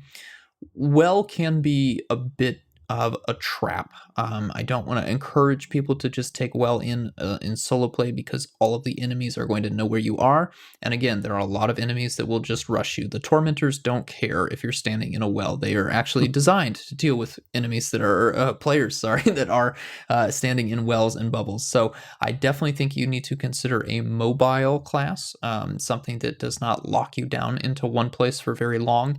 Devour can be your substitute for a healing rift or a healing grenade in this case, which is why we love Void 3.0. It's very, very strong for a verb. So spec into that, proc it as often as you can, do whatever you need to proc Devour as often as possible to keep yourself alive as you're moving around a play space, getting chased by Tormentors and God knows what else here. If you're in a fire team, however, I do think you could bring in Solar Warlock. I think a well would be quite nice just as a quick help. If somebody's getting in trouble, run behind cover and then put the well down. Don't just stick it wherever you happen to be standing and ask your teammates to come to you. That's not the play in that case. Phoenix Protocol would probably be the armor that I would go there. Starfire, of course, very strong. Absolutely going to be using it in the day one raid, but again, with the enemies that like to rush you, you don't want to be throwing fusion grenades at them, have them come stand next to you in the well, and then have that grenade go off, because you're going to take damage from that. So Starfire Protocol, so you can get more wells more often, and then pick any grenade that isn't going to explode and damage in your face should the enemy that you throw it at come towards you. So I think that can be very nice in a trio setting as well, but you do need to be ready to leave the well when an enemy comes, because again, the Tormentors specifically don't care about well. They will rip you out of it. That is one of their abilities. It's very annoying to deal with. It's a trap. They are quite strong. They have a jump attack as well. We'll get into more of their behavior in a bit here, but the Tormentors are anti-well, so be aware of that if you want to try and use it in the campaign. Saint, what do you recommend for Titans? Yeah, I went in Void, Hoyle Titan, Persistence, Stability, Instability, and Starvation. And then I changed out Instability for just Undermining once I got Volatile Flow unlocked. So basically I'm throwing Void grenades that are lasting longer and they're weakening targets. I have Void mods on my build so that my grenades are generating Orbs of Power, which triggers Volatile Flow, which allows my Void weapons to just clear out enemies like none other. You pair that with your controlled demo, you just have a massive amount of healing. Like I said, I was using a machine gun you could use Repulsor Brace. You could also use something like Killing Tally or whatever you would like, on your machine gun there, your linear there. The Fighting Lion was definitely really just kind of goofy and fun to use, like Fortissimo and Fighting Lion. I would definitely say something like Riptide or a slug shoddy, along with whatever void primary you would like is going to play into that build really nicely. And I also really like this because even when I'm using Strand, that some of that build is still, working with me, right? Some of the Hoyle aspect is still going to be working with Strand or whatever I'm using there, I believe. And then another thing I'll say is if you don't want to go Void, you don't like that route, you can go Solar with a Loreley build, because Loreley will still proc even when you're on Strand. And that's something to keep in mind if you're like dying in the Callus fight and you're really struggling there. You can have Loreley proccing when you're on the Strand class, which feels like very weird, but it can keep you alive in the last moments there. If not grappling into a scenario, if you're not super or as worried about your survivability, you got some good survivability mods, you got tier 10 resilience up, then Synthos ups, because Synthos is going to crank that Strand melee through the roof, especially in the sections where that is open. But yeah, generally speaking, it's still Hoyle, it's still Loreley, it's probably a Void bubble, just because it has really high uptime, and I can, kind of to your point, I don't want to stay in my bubble, right? Like I want to pop my bubble to give myself a buff, and then I want to move immediately out, or draw them into the bubble, and then jump out myself and things like that. Yes, that's pretty much what I ran for most of the campaign. All right. Want to talk quickly about Callus? Yeah. And maybe that second phase in particular, just because I think that's probably where a lot of players might have some trouble. Although the first phase wasn't easy by no means. Yeah, spoilers, by the way. There's two phases. Spoilers. What was your guys' strategy for the opening phase, that first health phase? Where were you guys in that arena? I was kind of moving around, I would clear ads. I would, go until a Tormentor would appear. I would try to use my barricade to suspend the Tormentor and then just lay into him with the slug shoddy, and that could deal with them very quickly. Just kind of take out their shoulders with the primary, wait for them to rush, suspend, select shoddy, and then just move to another platform, because that's when the kind of long range attack would start coming down. And then I just use Anarchy to deal with Callus pretty much most of the fight. Although I will say they very intentionally designed his overshield that he gets, because you can't stick him with a projectile while he has his overshield up, which shout out to Hops for that one, because I'm pretty sure that was why he got an overshield, so you couldn't just stick him with Anarchy and run away permanently. So thanks for that, man. Yeah, I mean, that was pretty much my strategy too. Once I got in there, I was still just like grappling around, dealing with the lower ads with my primary, and then hitting him with some Anarchy shots. Yeah, but you guys. So first phase was pretty similar. Instead of like Witherhoard or Anarchy, I was using Cataclysmic. I know that's a lot of folks at least in the server, have been talking about how great that is, because you can just swap, put a little bit of tick damage on each of your other two weapons, then swap to a bait and switch Cataclysmic, and just lay into either the Tormentors or Callus. But in terms of positioning, with Hunter, you do have a little bit more of a, if you go, because you do have a choice, you've got a choice between playing with Strand, which isn't like the full Strand, that is just what you have at that time, or you can just forgo that and use another build. I wanted to do this as Strand, even though it was like Strand 0.9 instead of 1.0. So positioning wise, with Hunters, you do have the two grapples, so you've got a lot more leniency of like kind of hopping around. But generally, I stayed where the catwalks were, and just the four corners of that circle, where the ads normally like spawn, they gravitate towards. Yeah, much the same. You just it's going to be a bit of a long fight. It can be frustrating if you do die, but it's just, as we've been talking about, it's just taking it nice and slow and easy and getting those survivability perks.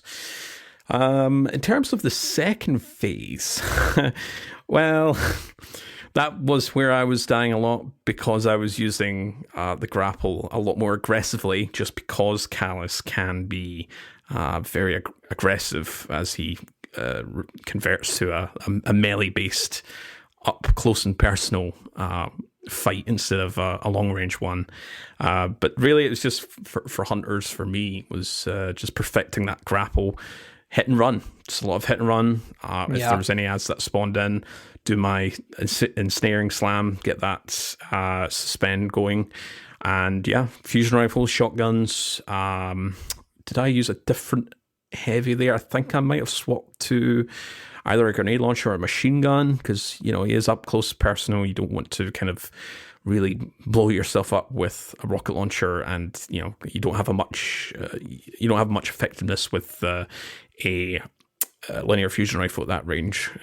So yeah, I think it was machine gun primarily I swapped to, and get some ammo there. And yeah, it could be a bit of the second phase could be a tough one if you are using your grapple quite aggressively, because you may have a tendency to get architect outside the play space, or you yourself will throw yourself off the play area, which I did many times. When you go to grapple and the Tormentor suppresses you and you just go flying into the abyss, it's just beautiful.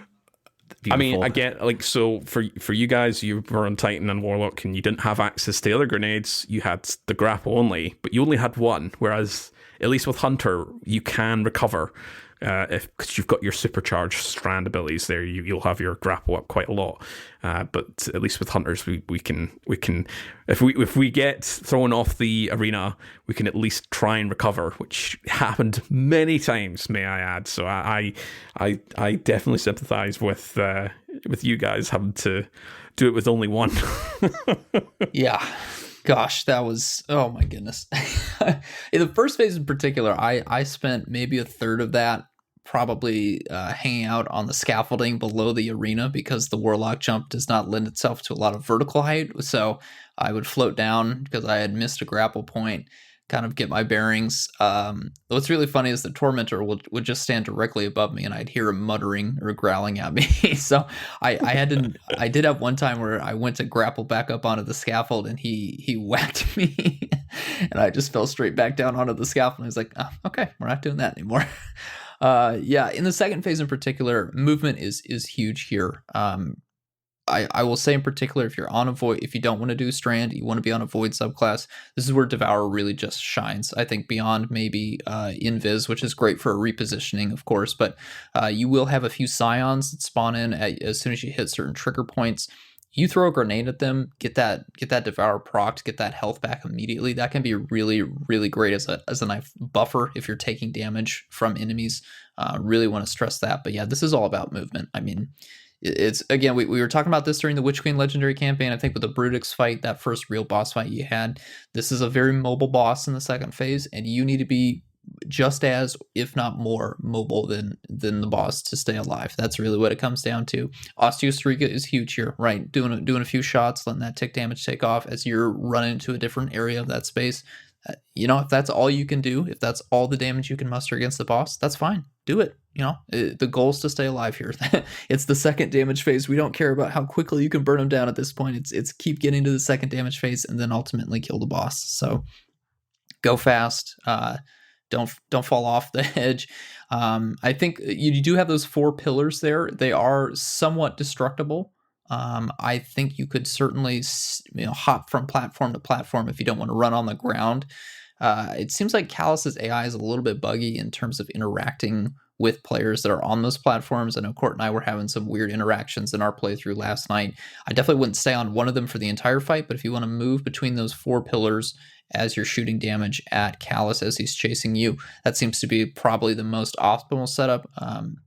But again, I was mostly running around on my solo playthrough, and then I did stand on one of those for our trio run because Callus had his attention split between 3 players. So yeah. Saint, you got anything else to add about that second phase? What were your tips and tricks? No, yeah. I mean, I'm just running around in circles and shooting him. Honestly, it's pretty much that was the reality of that one. But yeah, getting knocked off, like trying to jump and then getting suppressed by a Tormentor, like honestly had me laughing, like pretty good. I love that mechanic. Yeah. All right. Well, let's round out our first episode of the expansion. Just kind of some quick first impressions here. kind of like Impetus, said early on in the episode, we're planning on doing a full recap of Lightfall story and Season of Defiance towards the end of the season. This is not like a super lore focused podcast. Like, we talk about it sometimes. It's part of PvE, obviously. So it'd be weird if we didn't at least talk about the fact that, the whole reaction to the Lightfall story, the reality of that it just kind of opened a lot more questions than it answered in some cases. And it just has not gone over well with people. And I think that people were expecting much more answers to questions that we've had for a long time than for new doors to be opened to, questions that are going to be answered, whatever, over the next year or two. And just this driver force that we were like so focused on the veil, and that we just had such a little understanding over like what was really going on was just kind of like, just seemed strange. So the expansion as a whole, I still feel like is really, great. 9 out of 10. I have, of course, notes here. Narrative, pretty poor. Everything else, pretty pod. And I feel like that is just a great summary on our kind of current feeling of, where we're at with the story and all that stuff. So we're not, again, we're not going to just like sit here to just like dog on these unanswered questions from the story, because like that's just not what we're here to do. We'll come back to this, in a few weeks later on in the season. Anything else you guys have to add before we move on to kind of the other major aspects of the expansion? Really, for me, it's just the direct comparison to Witch Queen. Like, obviously, we had the 8 refined, concise quest story missions, if you want to call it, in Witch Queen. It's the same here, and there's been a lot of commentary, which I completely agree, was Witch Queen's 1 through 8 missions were a lot more memorable than Lightfall's, because you fought some sort of boss at the end, some sort of like narrative arc peaked, which wasn't the case here. And really, again, we don't want to just keep going on about the story here, but the final thing I would say is, I think while I love Strand, I think the implementation of having Strand as part of the main narrative thread throughout this narrative, throughout the story arc, wasn't necessary. I love, the whole kind of, you get your subclass, you're building up to it, and that kind of like, oh, I can't wait to actually fully unlock that. And I had that feeling with Strand, but because it was attached to the whole storyline, and it was just like, is this the actual story here? It's nothing to do with the Witness. It's got nothing to do with Callus overall. It's just, here's a new subclass. It's like, I don't mind that as a story beat for maybe a seasonal story, or as like a bonus story, like a post-campaign narrative arc, but as the core backbone of the 8 mission structure, it really left a sour taste in my mouth. So yeah, no, I to really summarize from my point of view, is it was pretty poor narrative, pretty poor story, but everything else, as we'll talk about here, was really good. Yep. I'm still playing through the post-campaign stuff, so I'm going to wait and give my thoughts on the story. We've obviously still got the raid. That'll bring an additional layer of narrative storytelling, of course, and anything that might happen after the raid, I don't know about that necessarily. But, if we get a preservation-style mission with some extra lore, that might change some of my thoughts. So I'll wait and see. But yeah, didn't have a strong first impression from me personally. But, it did make a strong first impression. Oh boy, let me tell you what did make a strong first impression. These tormentors, man, my goodness. New combatants are kind of the key to keeping things fresh, right? They started this all the way back in, well, I guess in Shadowkeep. We got nightmares, but those were you didn't really come across those too much. And then we had Briggs and Wyverns and Beyond Light. Those definitely have showed up in a lot of content. Light-bearing Hive, we spoke about that in our review of the year last year. That we wish more of these would have showed up, but we understand for lore reasons why they didn't. We've got Tormentors now. I don't know how often they're going to show up, but man, I will remember each and every time that they do, because they are some tough sons of bitches. We have 2 variants. We got mini bosses and boss types here. Now, it's important to distinguish mini bosses can be countered by some of our ability verbs here. We've got blind, suppression, suspend, slow, and freeze. So again, really, if you are struggling with the Tormentors, and that's totally understandable, they hit hard. I definitely, we were talking about Riptide. I think that's a really great way to get into it, especially when you don't have access to suspending as easily. If you're on a Void subclass where you can get suppression up quite well, that's another great option. But yeah, slowing and freezing them is great if you need to reposition, get away from them, because up close Tormentors are probably the hardest enemy we've ever had to deal with. In just a normal non-boss situation, of course. They've got their scythe. They can reach out and grab you. They do that suck attack where they drain you. That is devastating. But then they also make great use of suppression themselves. I was blanking on the word, man. The purple screen. That was my bane, especially in the boss fight. When having them come up, man, they will really wreck you. They have that jump attack that they do where they'll kind of dive down and hit you with that suppressing AoE. That was brutal. That was really rough for me. I was struggling with that attack in particular a lot. So again, movement's really the key here. You got to be faster than them, because they are also really mobile, and a great way to make sure that you're faster than them is to stop them from moving. Going forward, once you're done with the campaign, of course, I think that the suspend will be a really strong option here. But for now, slow and freeze are kind of the ones, especially for going through the campaign. Those are going to be the 2 verbs that I think will really push you towards, freeze them. If you want to be on stasis, absolutely use that toolkit. But if you're not on stasis, get a chill clip fusion rifle. Really, really, really, it doesn't make them easy, but it does make them less of a threat here.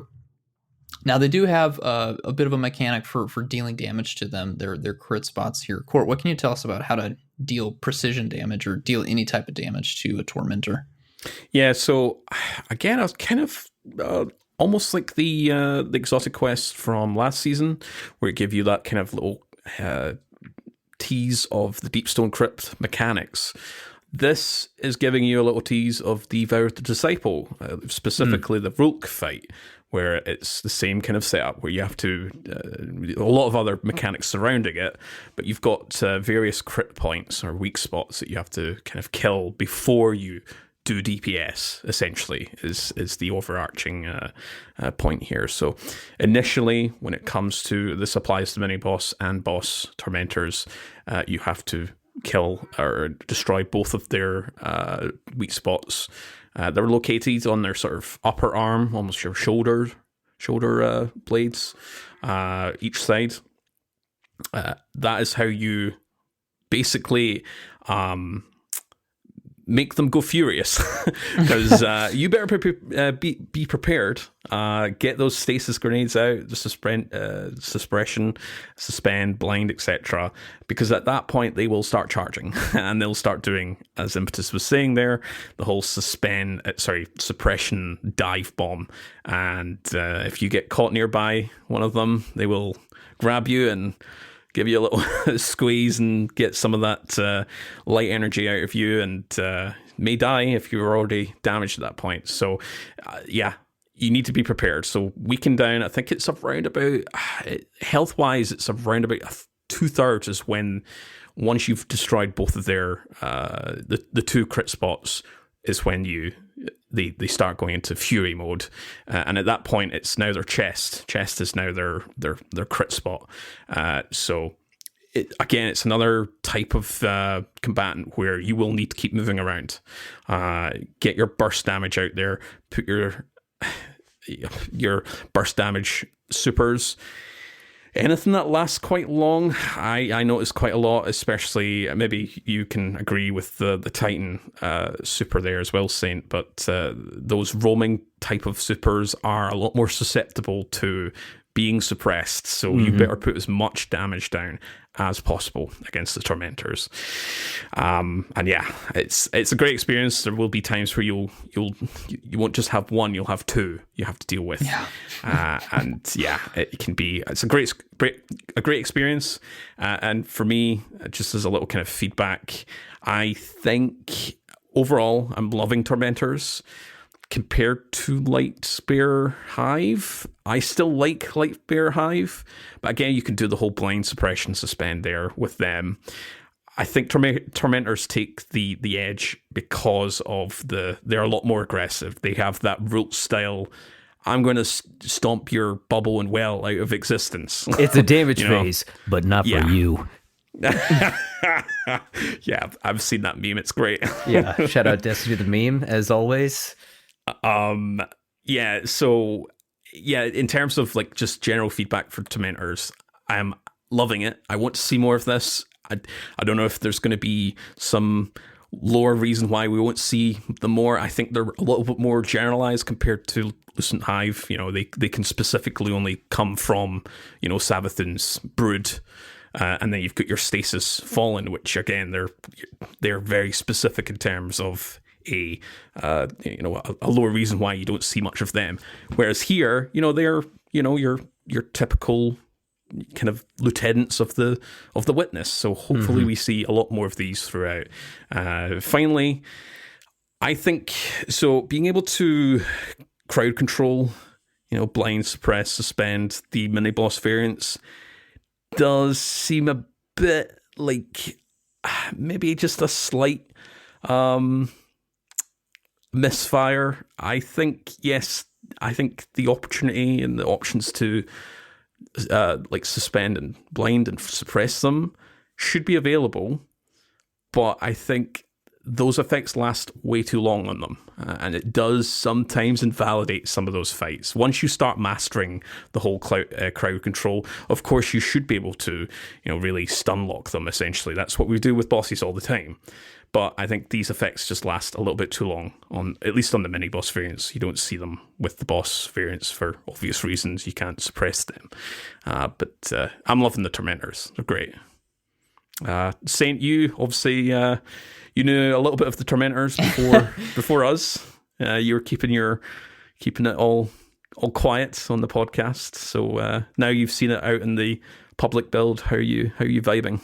Yeah, I'll keep it succinct here, but basically I'll say that it's a good thing I'm not a combatant designer, because if I was the one that was designing these missions, it would just strictly be boss variants. There would be no blinding or freezing these things, because you're horrible. Yeah, again, that's why I'm like, it's a good thing that it's they got a whole team of other people that are making this a little more balanced. But I love the Tormentor. And I love the feeling of like being chased. Like, I'm actually afraid when I'm in like mission 3 or 4 and there's like the boss version of the imprint of Nezarec that you're like locked in this room with. It's like a terrifying experience, and I love that. And I think that the Lightbearing Hive got that a little bit, and I think that the boss variant of the Tormentor like seriously nails that. It can it's pretty fast. It can take away my abilities. It has like its propeller, like ranged void, kind of spinning attack. It has melee attacks. It just like checks all the right boxes for like something that like feels very satisfying to fight. And also like the crit requirement makes me have to like take my time just a little bit on like when I'm trying to damage this enemy. But yeah, definitely the cage match fight is one of my absolute highlights of the campaign, and like a moment where I just like really felt super engaged by like the enemy that I'm fighting. And I hope to see more of these guys. Shout out to everybody that made the Tormentors, Absolutely. They really worked on that. Yeah. I think, honestly, okay, we've kind of bashed on the campaign in general, but I think all three of us can agree that 2 things that came out of that campaign, the Tormentors and Strand itself, is huge highlights. Mm-hmm. And I especially don't want them to come away from, it's all these different teams that work on all these different types of cogs and gears to make one finished product. It's not just a few devs that do everything. So I sincerely hope that, the feedback with the story was pretty poor, but seeing Tormentors as a brand new combatant, and then as we'll talk about Strand very shortly here, those were the big two highlights, and we want to see more of that. And we've talked. I say we. It's primarily been me talking about new combatants. Just I want to see more than just seeing more dregs and just a bigger variant of a Hydra boss. And it's just like no. We want brand new stuff. So yeah. All right, let's hit on some quick Strand highlights. Impetus, you want to kick us off? How you feeling about Strand as a new element? I mean, it's funny to hear a bunch of you when they were introducing it and in teasers and articles and stuff saying, we really want to focus on actions per minute. Of course, we were still dealing with, the old ability energy timers or respawn timers. I heard that phrase and I thought, like, dude, I'm getting my abilities back as fast as possible. Like, what do you mean actions per minute? Of course, we didn't know that, there was an ability tuning coming. So now that I don't get my grenade back crazy fast, I'm starting to appreciate why they were emphasizing that with Strand, because it's very much, actions per minute, and especially with the grapple. Very, very, very fun. It definitely feels like it has a place in the Destiny Sandbox, which is what, a new ability should always answer that question with a yes. So now that it passes that, I'm loving it. And of course, again, we're getting more aspects and fragments later on. I think of how much stasis changed over the course of Beyond Light, right? Stasis shards didn't even come out initially. That was something that we found out about in the coming seasons. And of course, the turret aspect for Warlocks, that didn't come out right away. So, I can't wait to see how Strand evolves, what they're holding on for, and of course, how it will be tuned, because that is something that's going to happen. Of course, there's a lot of different interactions. We got to wait and see what's intended, what's not intended, and the devs are paying very close attention to all that. But for me right now, looking at the available fragments, looking at the 3 grenades, seeing how it all works, starting to work on my own builds and stuff. Big thumbs up from me. Really, really digging Strand. I'm really just enjoying flying around Neomuna with my little grapple, converting that into a melee, stun locking enemies, just zooming around. So, yeah, really, really love it. How about you guys? Yeah, I can only echo that. I think Stasis landed pretty... It wasn't bad. I don't think it was bad in it by any means, but Strand... For all 3 classes I went through, all 3, I've managed to kind of get a nice healthy balance. Obviously, I am the Hunter main here, but I've played Titan, I've played Warlock, and I feel like they are a lot more complete than how Stasis launched. Stasis did have a rough launch. We've mentioned that before in the podcast. Obviously, we weren't the podcast wasn't a thing during Beyond Light, but it felt quite underwhelming. The Sandbox was great, freezing everything was great, especially in PvP. But I think it wasn't quite as a complete product as Strand is now. And to know that we're getting more fragments and aspects in the future really excites me. And I again, my only feedback here is a big positive one, is like, we need more aspects and fragments, not just for Strand, but for all the other subclasses. That is the sort of backbone for all these builds, and I just love playing around with that. So I'm looking really forward to the new stuff. Saint, you got some thoughts about Strand? Yeah, you guys have kind of touched on this, but seeing Strand come out, like, people are like, oh, the Strand fragments is like kind of a grind. And I'm like, man, you must not have played Beyond Light, because this is nothing compared to what it was like to go through to get the aspects and fragments week after week. I really like the way that they initially, I was like, oh, it'll be released over the period of like a couple weeks. And then they were like, actually, nah, forget that. Like, we're just going to put everything out there and you can just go grind out your full subclass right now. Love that. Mm-hmm. And they have like, that was a great decision. Yeah, really good thing that they did. It just got me more hyped about Strand, like immediately, right? And I'll I'll just be candid and say that like the first couple times like I played with Strand, like in the Legend campaign, like when we were like going through and testing this, I was like a little underwhelmed, and I felt like I was at a bit of a disadvantage, like for losing my Light Civ class. And I think that part of that is because you're playing with a kit that's like not fully fleshed out, and then you're also used to having a super specifically built out version of that elemental kit that like you've been playing on Arc Void, Stasis, whatever it may be. And I think that they did a good job of like making like Woven Mail like have a very like strong like utility argument out of the gate, like the suspension and like the ways that you're able to combat champions for Strand is like very clear right out of the gate.